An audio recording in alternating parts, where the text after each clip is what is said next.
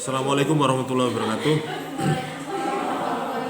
Alhamdulillah hari ini kita bisa dipertemukan kembali karena mungkin di hari Kamis banyak agenda ya. Kalau nggak rapat ya libur long weekend. Misal Kamis depan juga seperti itu kayaknya. Karena ada Isra Mi'raj kalau nggak salah ya. Oke. Pada pagi hari ini saya akan mendiskusikan atau mengulas tentang lembaga negara, kelembagaan negara sebelum dan sesudah amandemen. Artinya kita mau mencoba mengkaji tentang, kalau di minggu kemarin kita sejarah perubahan dan dinamika yang ada di negara kita terkait dengan konstitusi, perubahannya mulai dari sejarah penjajahan sampai amandemen. Gitu. Nah hari ini kita mencoba kelembagaan dan saya yakin setiap tahun atau setiap zaman akan mengalami penyesuaian sesuai dengan kebutuhan ya, kebutuhan bangsa dan negara terakhir dengan konstitusi kita ya. Oke. Sedikit membahas tentang itu, bagaimana latar belakang sebelum adanya amandemen di dalam perubahan. Kalau melihat kebiasaan amandemen, kenapa sih harus di amandemen? Kalau Anda ingat ketika ada belajar di pengantar ilmu hukum ya, karena ini hukum ini ada hukum Tuhan dan hukum buatan manusia. Nah, undang-undang ini adalah bentuk kesepakatan, bentuk keyakinan yang dimiliki oleh bangsa Indonesia yang diwujudkan dalam bentuk undang-undang. Nah, undang-undang ini termasuk keputusan politik. Ya. Nah, putusan politik ini adalah pilihan yang harus kita jalani sebagai dasar negara, sebagai ruhnya suatu negara. Mungkin begitu terjadi. Nah, tetapi tidak artinya bisa saya katakan tidak haram atau tidak tidak selalu konsis atau mungkin tidak berubah, tidak, tetapi selalu akan mengalami beradaptasi. Walaupun mungkin ya tidak merubah total, mengganti total, tetapi mungkin bisa juga menyesuaikan dengan kepentingan politik. Apalagi perkembangan dunia perpolitikan negara kita selalu sangat dinamis gitu. Ya. Ada masa-masa, ada rezim-rezim yang juga membawa perubahan-perubahan terhadap konstitusi dan negara kita. Secara kelembagaan pun juga seperti itu. Mungkin di awal-awal tidak ada yang namanya lembaga mahkamah konstitusi, tidak ada. Tetapi mungkin bentuk organisasi, badan atau apa mungkin ada. Tetapi tidak semasif, tidak spesifikasi seperti zaman sekarang. Jadi sekarang itu mulai tahun 2010 itu sudah ada namanya MK, Mahkamah Konstitusi. Jadi lembaga ini atau ini menjadi penjaga gawang daripada implementasi atau perkembangan yang ada di dalam konstitusi kita. Yang terakhir mungkin Mahkamah Konstitusi sebenarnya tugasnya adalah itu. Dan ada juga Komisi Judicial Review. Jadi mencoba isi daripada undang-undang yang sudah ditetapkan oleh pemerintah atau negara kita melenceng nggak, sesuai nggak dengan undang-undang dasar kita. Kalau kita mungkin adik-adik, kalau kita seorang muslim, melenceng nggak dari Al-Quran. Banyak usul fikih, banyak hukum-hukum sekarang yang mungkin diterapkan dalam kehidupan bernegara, bermasyarakat atau beragama, melenceng nggak dengan ajaran Al-Quran atau tuntunan Al-Quran. Itu nek agama. Nah kalau kita bicara negara, tentunya harus disesuaikan dengan komitmen atau bentuk kesepakatan, tadi katakan undang dasar kesepakatan politik yang disepakati sebagai bentuk negara kesatuan Republik Indonesia. Nah, kalau hari ini kan Prabowo mengatakan bahwa sumber daya alam ini dikelola sebesar-besarnya untuk kepentingan rakyat. Nanti urusan pangan, itu urusan negara. Kayak pendidikan, kesehatan, pangan itu urusannya negara. Artinya yang bertanggung jawab penuh itu adalah negara. Makanya kewenangan dan kegiatan program itu harus negara. Pendidikan ini adalah dagangan negara, artinya yang harus diurus negara. Makanya di dalam penganggaran pun skala prioritas menjadi entah 30% atau apa. Sampai hari ini yang menjadi persoalan adalah persoalan pangan, ya, ketahanan pangan. Aku sampai negara itu udah sampai wargane kelaparan. Oke, itu mungkin latar belakangnya. Jadi krisis pemerintahan atau struktural atau kondisi pemerintahan ini juga bisa akan mempengaruhi perubahan-perubahan yang ada di undang-undang. Faktor-faktor yang saling mempengaruhi dalam tumbuh kepemimpinan itu biasanya watak kekuasaan yang koruptif, undang-undang yang lemah, itu sehingga makanya adik-adik hari ini kalau mau membaca di media sosial ya, tentang pemerintah Jokowi, pemerintah SBY, itu artinya fenomena atau dinamika yang terjadi di pemerintahan kita juga tidak bisa dikatakan salah, tidak bisa dikatakan sempurna, tetapi terus harus ada perbaikan dan perbaikan. Tetapi ada yang menyatakan undang-undang ini ya mesti ini harus balik semula gitu. Tentunya undang-undang yang diciptakan atau ditetapkan kala itu dan ke masa sekarang pasti akan mengalami perbedaan. Artinya ruang dan waktu tatanannya berbeda.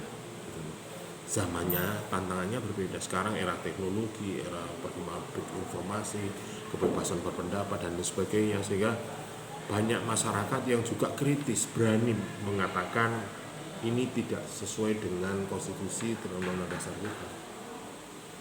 Kayak kemarin yang melaporkan kasus kuota lebih pulsa, sehingga ketika pulsa sampai ada masa aktifnya habis hilang. Nah itu ternyata yang nuntut siapa? Tukang ojol ke Mahkamah Konstitusi. Undang-undangnya menyatakan hak dan masalah. Ada mungkin banyak lagi terkait dengan konstitusi kita.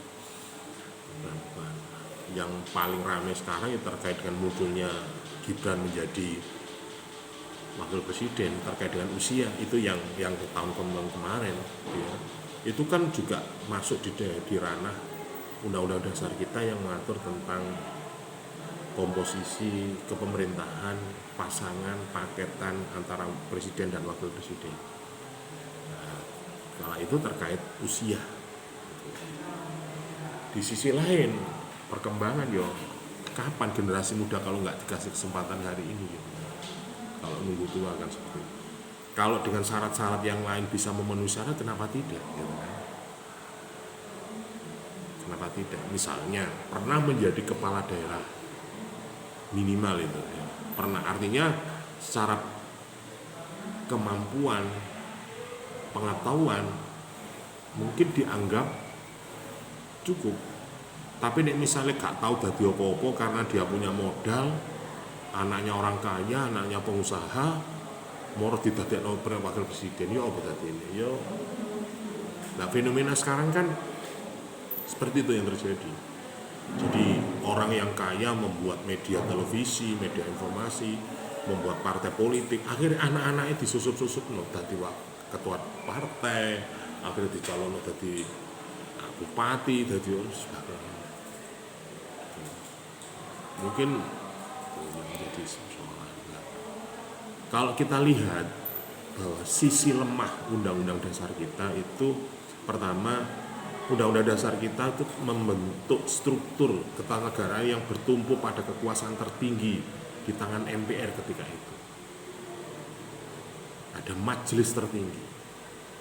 Nah, iki yang lama ya, yang sebelum amandemen, artinya lembaga-lembaga tertinggi negara kita itu adalah MPR yang tertinggi. Yang lembaga tinggi negara ya DPR, BPK, Presiden, waktu itu lembaga tinggi negara. Yang tertinggi artinya majelis tertinggi sebagai perwujudan masyarakat Indonesia itu adalah MPR ketika itu. Atau dalam istilahnya ketika kita zaman SMA saya dulu istilahnya adalah mandataris yang diberikan berwenang untuk berbicara atas nama rakyat Indonesia itu adalah MPR. Tetapi di dalam amandemennya sekarang mungkin MPR tidak menjadi lembaga tertinggi negara. Yang tertinggi negara sekarang adalah Undang-Undang Dasar dan Pancasila, konstitusi yang tertinggi, hukum yang tertinggi. MPR hanya sebagai bagian formalitas ngelantik atau perwujudan masyarakat ketika ada masalah-masalah itu aja. Karena apa? Sekarang itu ada MPR, ada DPD. DPD sampai DPR fungsinya apa? Peran fungsinya apa? Masuk legislatif kah? Masuk yudikatif kah? Masuk eksekutif kah? Dan sebagainya. Tuh. Terus yang kedua, Undang-Undang Dasar kita itu memberikan kekuasaan yang sangat besar, pengakuasaan itu pada eksekutif. Ya. Jadi ini berpengaruh kepada sistem pemerintahan kita. Presidensil kah, parlementer kah, atau gabungan. Selama ini yang kita pahami adalah, atau yang kita tahu bahwa eksekutif itu menjadi kepala negara, menjadi kepala pemerintahan. Jadi kuasa penuh di eksekutif presiden. Yo menang ae presiden duwe tentara. Cara ngomong preman yo duwe tentara, duwe polisi. Ngomong anggaran yo duwe APBN. Loh, DPR gak duwe. MPR gak punya. Dia hanya punya legitimasi sebagai wakil rakyat. Nah, itu legitimasi tapi gak duwe duit. Ya menang presiden toh. Nah, walaupun di DPR punya hak budgeting, tetapi yang merancang, menyusun, melaksanakan siapa? Oleh tak DPR melaksanakan proyek? Kan tidak boleh. Nah, maka presiden ini mempunyai kewenangan yang superior, bisa mengendalikan. Karena apa? Dia pelaku, dia punya anggaran, bisa terjun di masyarakat, dia ketemu masyarakat, dia punya struktur sampai tingkat pemerintah desa.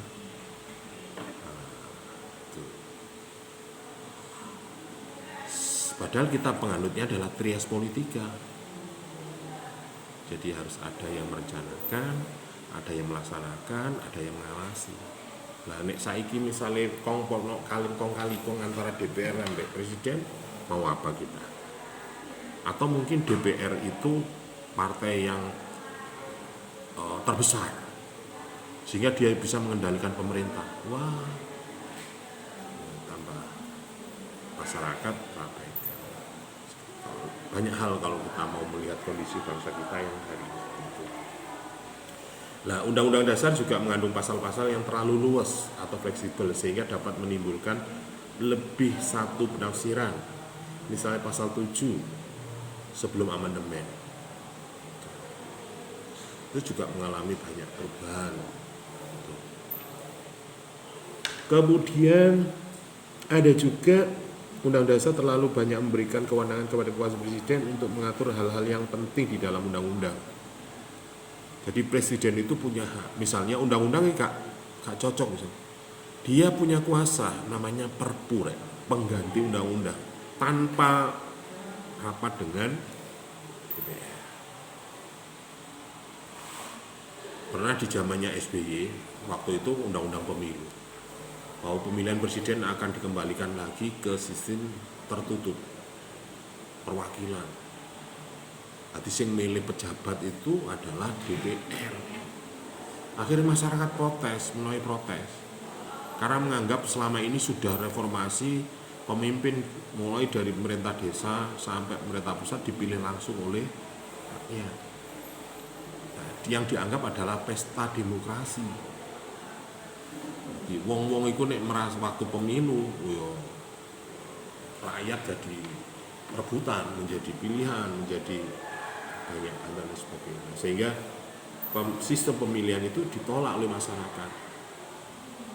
Sehingga di zaman SBY akhirnya tidak diberlakukan, dianulir menjadi Perpu, dikembalikan lagi. Padahal di dalam sistem tertutup itu bukan berarti tidak diketahui oleh masyarakat. mikire mah wah kenaan lah bupati bondone gak akeh nyangoni wong 50 tok ngono misalnya. Misalnya Anda mau Naila mau nyalokno wali kota, dipilih DPRD kota lah hanya berapa? Paling 50 ya. 50 berarti saya harus cari orang 30. Berarti aku bondo 30 miliar wis cukup lah. Sak DPR tak sangon sak miliar wis kate lapo kon ngono. Iku nek ngomong bom-boman ya. Padahal sistemnya harus tertutup atau terbuka. Artinya ketika pemilihan harus live disiarkan oleh media televisi atau media apa sehingga masyarakat juga tahu. Oh tiba sampean miliko kero. Kan masalah. Jadi menembene adik, wah lu sampean gak milikku. Tahu sakjane wis ngono rek. Tapi masyarakat kan ya wis gak percaya ngono iku. Karena krisis kepercayaan di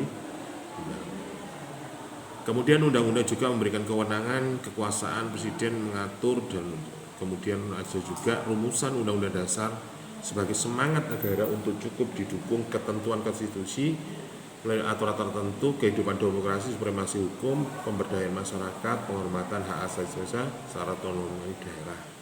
Nah ini juga terkait dengan penyelenggaraan pemerintah daerah. Jadi di beberapa rezim yang sebelumnya daerah-daerah yang dulunya dikasih kewenangan otonomi daerah secara desentralisasi atau kemandirian untuk mengatur dirinya sendiri sehingga banyak perizinan itu bisa dikeluarkan oleh pemerintah daerah. Akhirnya banyak raja-raja kecil di daerah merasa dia punya kuasa. Terus bom-boman sokane gede-gede. Tuh, akhirnya tarik lagi kewenangan. Ada daerah-daerah khusus. Daerah yang sumber daya alamnya tinggi, tapi kekayaannya tarik nang pusat waktu itu rek. Koyok Kalimantan, Papua. Daerahnya jauh gak begitu banyak pembangunan. Tetapi banyak tersedot oleh pusat. Gak seimbang. Akhirnya harus dijadikan daerah otonomi khusus, otsus. Ada yang daerah ibu kota Jakarta misalnya. Loh ini kan pusat negara, pusat tata pemerintahan kita. Mosok yo dipadakno mbek liyane. Nah, diistimewakan. Nah, itu pada Undang-Undang Pasal 18 itu mengatur tentang pemerintah daerah. Kayak Aceh misalnya, wah wilayah itu wilayah orang muslim tak beragama. Gak kena itu undang-undangnya dipadak ratano kaya liyane. Akhirnya dia punya kewenangan otonomi khusus. Yogyakarta. Nah, itu juga khusus. Nah, terkait dengan hal-hal yang di atas, maka distribusi kekuasaan itu melahirkan kekuasaan eksekutif yang lebih kuat ketika itu. Jadi MPR, legislatif, yudikatif kalah rek ambek presiden. Iku mang ya karena kalau menjadi kepala proyek cara ngono ya. Anggap aja presiden itu kepala proyek ngono ya. Menjalani misi selama 5 tahun mengatur kehidupan kebutuhan masyarakat Indonesia. Nilainya berapa? Loh ya ada yang sampai 3.000 triliun rek. Loh 3.000 triliun kira-kira ditumpuk 10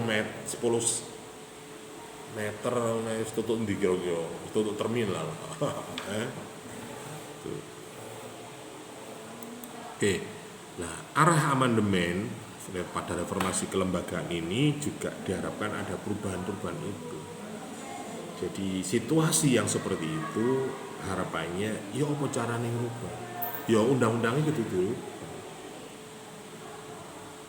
Makanya bagi mereka-mereka yang punya kepentingan terhadap hajat hidup baik politik, ekonomi, hukum dan sebagainya ngature ya lewat undang-undang. Kalau orang konstitusional bahasanya biar konstitusional. Kalau kalian misalnya Anda berorganisasi, Anda ingin menjadi ketua BEM misalnya atau ketua Hima Prodi misalnya, Misalnya ada undang-undang, ada anggaran dasar yang mengatur minimal semester 5 misalnya. Lu sama kakak tuh. Padahal di situ yang bisa menjadi ketua BEM adalah mahasiswa yang tercatat secara resmi dan aktif menjadi mahasiswa prodi ilmu pemerintahan. Artinya kan tidak dibatasi semester, tidak dibatasi IPK, asalkan dia cakap, dia mampu, walaupun semester 1 nggak masalah sebenarnya. Tetapi mungkin ada pertimbangan lain, politik, harus dukur, minimal dengan IPK. Nek ngomong IPK ya paling nggak semester 3 rek malian ya. Semester lo siji ya kudu IPK.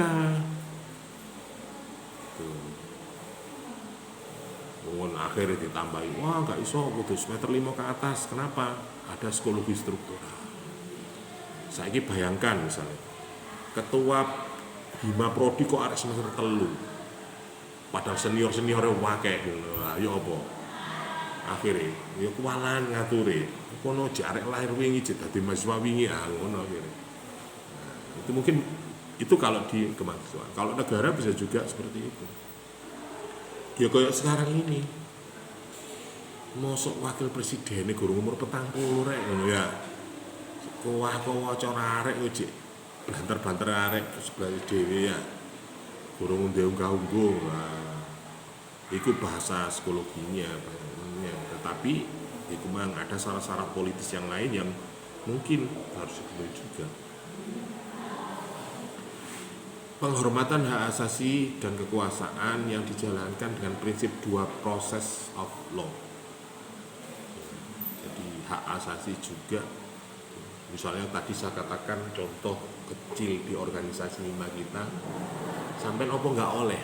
Padahal syarat utamanya adalah siapa yang bisa mencalonkan adalah mereka sebagai mahasiswa tercatat sebagai mahasiswa pemerintahan dan aktif. Nah nek gak aktif mosok iso nyalokno. Cuti misalnya. Lho lah ya apa jare? Ya gak boleh lah. Oke. Menata kembali ke lembaga-lembaga negara serta membentuk beberapa lembaga baru. Nah, makanya konstitusi yang sebelumnya belum ada KPK itu kan baru-baru saja. Dulu mungkin ada tetapi tidak spesifik. Sekarang kan lembaga-lembaga negara banyak non departemen yang sifatnya adalah independen. Bahkan yang sekarang ini KPK itu di bawah presiden kan. Wis gak independen ya namanya. KPU sing umum-umum banyak sebenarnya lembaga-lembaga BRIN, lembaga negara yang sesuai dengan bidangnya. Kemudian prinsip penataan dan pembagian kekuasaan itu mestinya harus konstitusionalis. Makanya bagi mereka-mereka yang ingin itu ranahnya adalah di konstitusi. Jadi konstitusinya seperti apa, dasar hukumnya apa, sehingga dia baru bisa masuk ke konteks yang lain. Kemudian ada separatis power. Separatis itu berarti koyok nenggok komputer itu partisi loh. Ada pembagian kekuasaan, power of sharing, pembagian job, pembagian bidang, kewenangan dan sebagainya. Contoh misalnya kelembagaan KPK, kepolisian, maringono, kejaksaan, ombudsman, iki lah metabraan rek. Mana kasus korupsi sapa sing nangani? Nilainya piro? Ngono kan. Nek di atas 1 miliar terus KPK. Kenapa sih, Rek? Cari sapa? Anak-anak. Oh, teknik.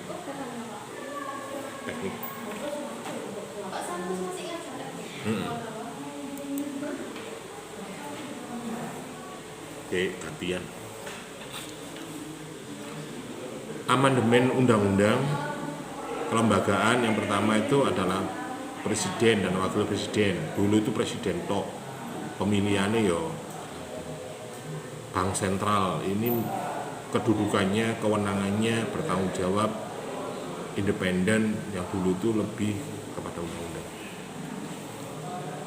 Ada lembaga kementerian negara, ada menteri luar negeri, ada menteri, makanya struktur pemerintahan di era-era itu berbeda-beda.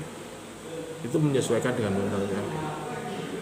Dulu itu ada Menko, zamannya Pak Harto itu Orde Baru, ada Menteri Muda urusan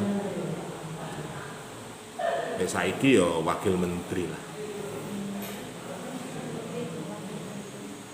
Oke, itu. Ada juga kewenangan yang di pemerintah kabupaten daerah, DPRD. Dulu komposisi dari DPRD itu ada utusan daerah, ada fraksi ABRI. Fraksi ABRI itu berarti pihak keamanan masuk di dalam DPRD. Nah sekarang kan TNI Polri netral, milik rakyat. Itu adalah milik negara, bukan milik partai, bukan milik kelompok. Itu adalah perangkat negara. Makanya fraksi ABRI TNI keluar dari, kembali lagi dui fungsi ABRI dipisah. Tuh ya.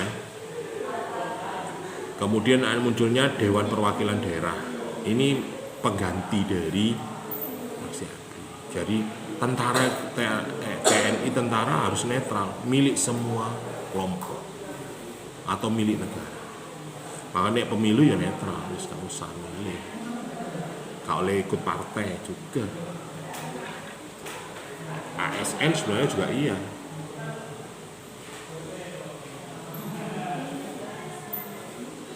Oke, kemudian berikutnya pertanyaannya adalah apakah lembaga-lembaga negara tersebut merupakan lembaga tinggi yang sederajat kedudukannya di mata konstitusi? Nah, ini persoalannya itu. Jadi banyak lembaga-lembaga yang bermunculan, ya apa posisinya secara konstitusional.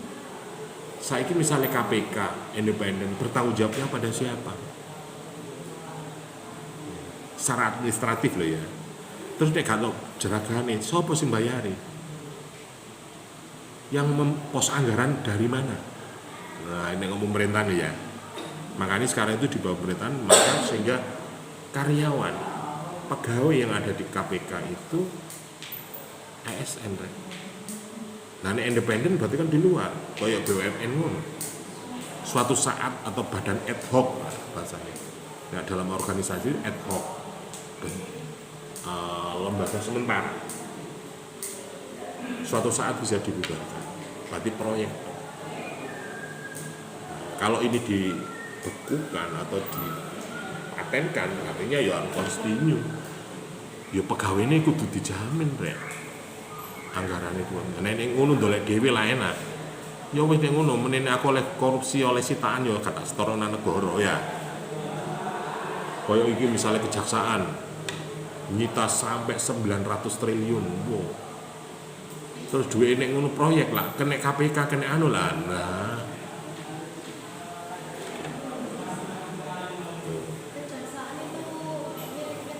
Ya iya. Iyalah. Kayak pegawai BUMN itu kan bukan ASN kan? Kayak BRI, apa sok pegawai negeri? Bukan kan? BRI. Nah, itu contoh sing ketok-ketok cincin untuk Mojokerto ya wis BRI. Pensiun ya pensiun rek. Mungkin ketetap pegawaian oleh pensiun enggak ya tergantung perusahaannya. Atau ada dapat pesangon lah kalau perusahaannya.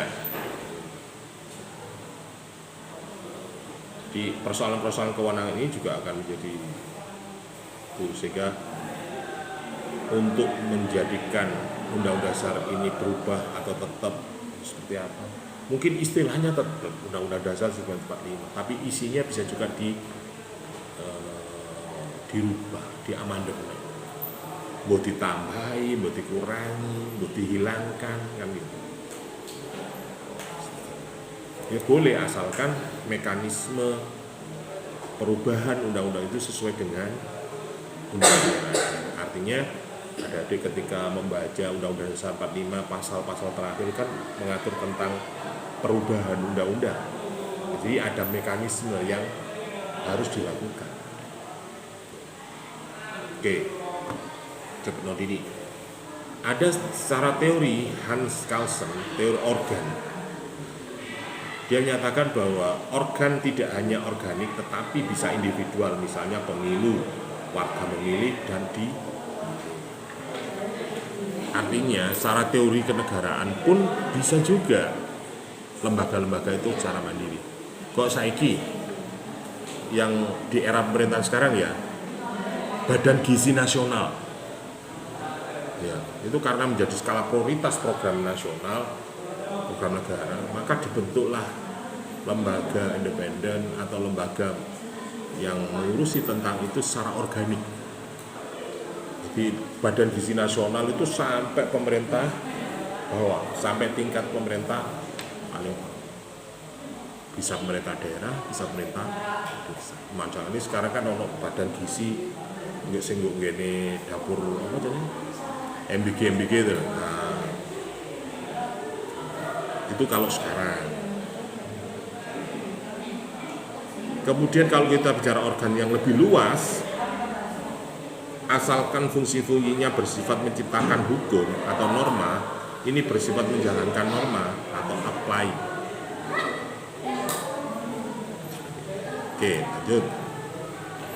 Fakta yuridis, ada direktri konstitusional sama sekali tidak menyebutkan, tetapi fungsi organ tidak akan kalah penting dengan organ yang disebutkan di dalam undang-undang.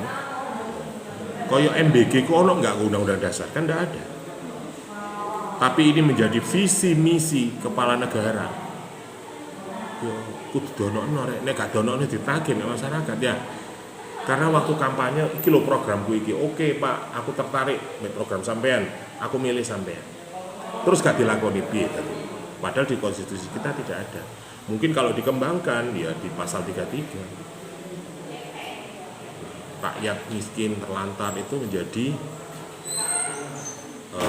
tanggung jawab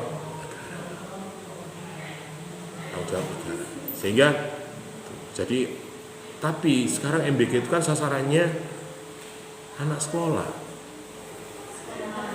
dari TK sampai SMA. Lo mahasiswa nih gak Pak? Gak. Terus bapak wis mahasiswa gede ya. Ya mungkin karena kemampuan anggaran akhirnya ya hanya mampu mengasih kepada siswa, tidak mahasiswa. Bonek tahun depan sampai mahasiswa ya boleh. Nah ini ono mahasiswa, ono siswa, ono santri. Yo.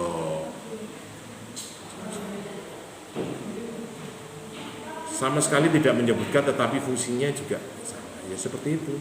Jadi karena itu menjadi visi misi negara, maka harus ada kelembagaannya. Kalau nggak ada kelembagaannya, siapa bertanggung jawab? Siapa yang coro kegiatan? Gak panitia nih opor. Nah, iki programnya organisasi hima, tapi program rutin, misalnya diskusi lorong. Gak panitia nih. Ya akhirnya yel-yelan ya.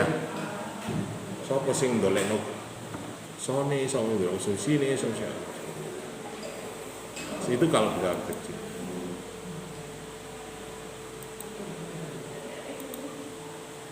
Nah, lembaga-lembaga negara yang dibentuk berdasarkan undang-undang. Akhirnya ada undang-undang. Undang-undang itu berarti di level DPR dan presiden. Kayak adanya DPR, adanya Kejaksaan Agung, ada BI, ada KPU, ada KPK, ada KPI, Komisi Penyiaran Indonesia, ada Komnas HAM. Bahkan sekarang beda. Komnas HAM ada kementeriannya sendiri. Penyiaran masuk Komdigi. Nah, artinya kebutuhan-kebutuhan masyarakat yang awalnya sementara, tetapi karena itu menjadi kebutuhan hal yang mendasar, akhirnya dipatenkan menjadi kementerian.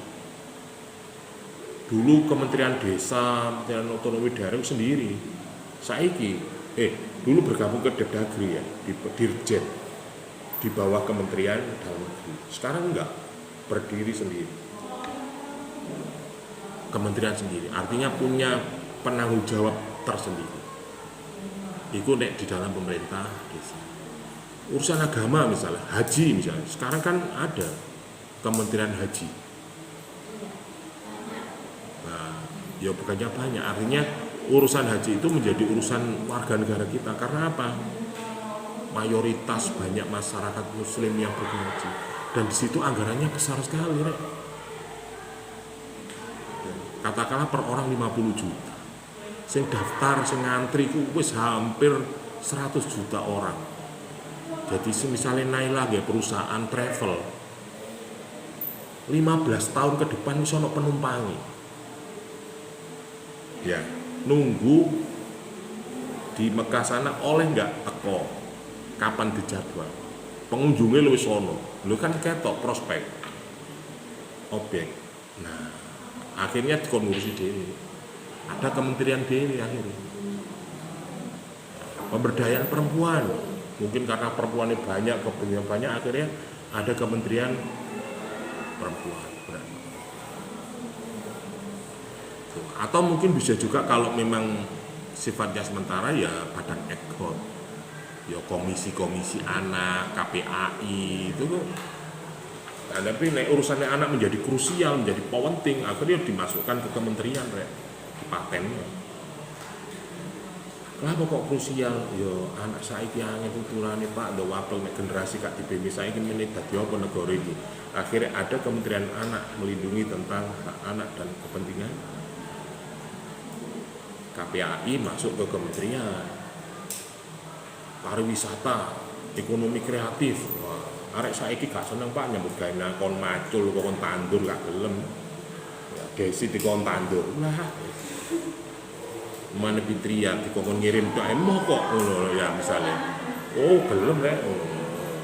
Nah, akhirnya pekerjaan sekarang, generasi sekarang banyak generasi yang kreatif.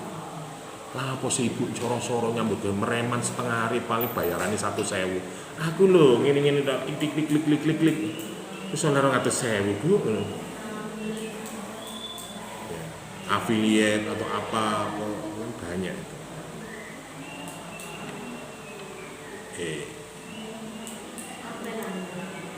Lembaga negara dibentuk presiden. Nah, ini bisa juga menjadi policy benchmarking. Presiden membentuk satgas-satgas. Khususnya dalam kondisi darurat, pemerintah presiden boleh membentuk satgas. Dulu yang pernah muncul itu satgas mafia pertanahan, mafia hukum. Jadi satgas mafia hukum adalah satgas ini bertugas mencari para pelaku bidang pertanahan, jual beli tanah, penggunaan tanah, pengadaan tanah dan sebagainya. Ini sangat besar asetnya, sehingga dibentuklah satgas. Ada satgas karena itu kayak kemarin terjadi COVID misalnya, ada satgas COVID. Satgas anti rasuah, anti korupsi, penguapan. Nah, itu saking nemennya, Rek. Maka butuh, dan presiden bisa membuat lembaga-lembaga yang sifatnya benchmarking sementara. Tapi dia punya tanggung jawab khusus kepada presiden untuk melaporkan. Yang terbaru sekarang ini mungkin Komisi Reformasi Polri. Ya, jadi bukannya diserahkan pada Polri, tapi ada tim. Ya, ada anggota dari Polri, ada yang dari hukum, ada yang dari akademisi, yang merumuskan bagaimana Polri ke depan seperti apa. Ketuanya sekarang kan Pak Zimli Asidiki, Pak Mahfud MD, Pak Oto Hasibuan. Itu kan bukan orang Polri. Kenapa tidak orang Kompol, Pak? Komisi apa jadinya polisian itu? Maaf, pemerintah membentuk satgas itu, membentuk Komisi Reformasi Polri. Jadi netral. Kaya UNIM ini wah perlu ada komite Pak. Reformasi UNIM. Jar wis ya. Jadi dia menilai dari yayasan sampai satpam. Yayasan harus bagaimana, rektorat harus bagaimana, dekanat harus bagaimana, kaprodi harus bagaimana, mahasiswa harus bagaimana. Dia merumuskan, meneliti, mencari solusi tentang, kemudian nanti dirapatkan kilo bahannya. Yayasan harus seperti ini Pak, karena selama ini yayasan seperti ini. Kenapa? Pripun Pak, wong yayasan ini nggak ada Pak Mahmud Zain, Bu Dewi, pun saya kabeh, mboten enten yayasan ini gitu. Lah harus bagaimana? Yayasan ini milik keluarga apa umum?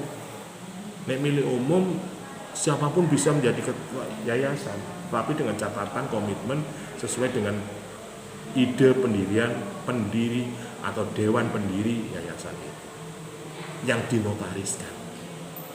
Jadi kita bicara sistem. Siapapun nanti yang menjalankan, pokoknya sing dikarepno Mbak Biyen iku ngene. Sapa sing sanggup jalanno silakan. Kan seperti itu. Iku nek reformasi yayasan. Rektorat. Sampeyan rektorat yang jawab sing yo apa dari apa? Aspirasi, tanya ke mahasiswa. Sampeyan pin rektor sing yo apa? Dekan yo apa? Wah, rektorat yang paling enggak ya dosen lah Pak. Dia ngerti tentang soal akademik dan segala itu. Yang kedua apa? Yo harus kaya raya Pak. Oh no, cek iso nekori gitu. Nah, nek dheweke dia pinter tapi dia nggak punya jabatan akademik, nggak punya pengalaman. Lo ya amburadul lah. Nggak apa-apa, ini kan jabatan politik. Oke, ya wis nggak apa-apa. Dengan catatan wakil rektor harus benar-benar menguasai bidang akademik. Seperti itu. Nah, itu sore ini ngomong UNI contoh. Tapi ini ngomong negara. Jadi zaman saya dulu itu era reformasi BEM itu ada tim 11. Tim 11 itu yang merumuskan membentuk panitia pemilu, membentuk panitia pengawas pemilu. Setelah itu selesai. Cara organisasi kecil-kecilan itu SC, Steering Committee, pengarahnya. Saya dulu masuk tim 11 karena saya Pak ketua kelas. Orang kecil kelas.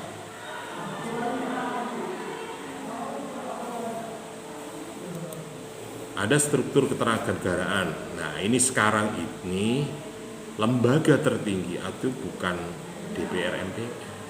Tertinggi sekarang itu adalah Undang-Undang Dasar. Konstitusi berarti. Sing gawe acuan adalah konstitusi, bukan ketua MPR.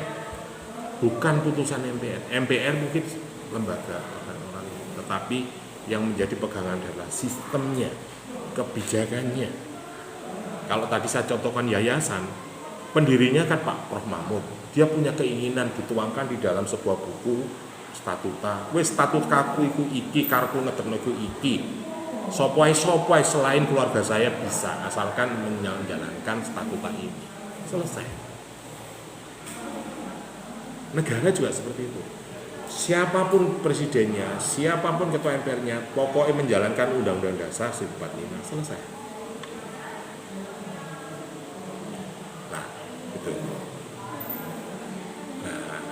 Di dalam kelembagaan negara kita, struktur negara kita, ada DPR, ada DPD, ya, ada lembaga presiden, ada bank sentral, ada BPK, ada KPU. Ini adalah semua di bawah undang-undang dasar. Jadi State Auxiliary Institution.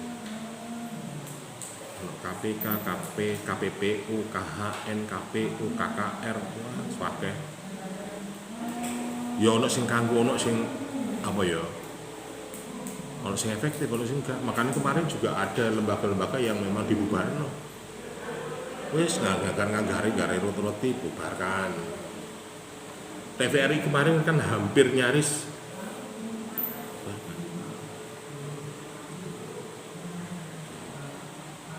Oke, nah logika tingkatan organisasi negara itu berkelas, itu berjenjang, ada gen norma itu undang-undang dasar, norma itu undang-undang perpu, norm PP dan sebagainya. Ada hierarki peraturan perundang-undangan. Yang menjadi masalah itu adalah organ-organ fungsional. Adine kadang ku ono organ sing oleh bayaran nek tapi penggawean gak pete akeh. Wah. Borosan ini. Oke, sampai di sini ada pertanyaan?